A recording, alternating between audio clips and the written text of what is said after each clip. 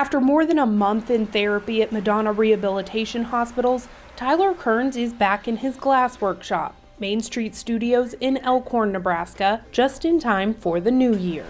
The first time I stepped in the doors, I think I had a couple tears come out. Walking through the front door with my wife, holding my hand, was one of the best feelings I've ever had in my life.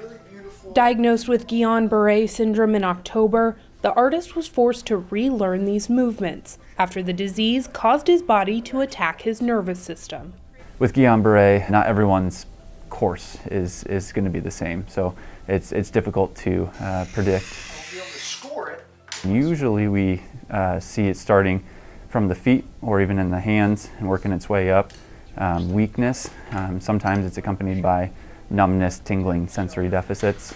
After 5 days on a ventilator at Bergen Mercy Hospital in Omaha, Tyler came to Madonna determined to regain his independence and return to his business.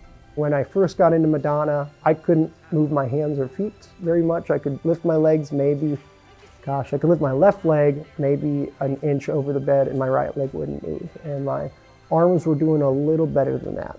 He was really weak, couldn't do a lot of things for himself, very nervous, very hesitant to do things because of his weakness. But between PT and OT, he was able to push through all of his difficulties, and then when it was something challenging or hard for him, he would say, nope, I want to do one more repetition, or let's do that again. With hours of intense physical, occupational, and aquatic therapy, over the next 4 weeks, Tyler's recovery began to take off, and his care team created a dedicated rehabilitation plan centered on his career.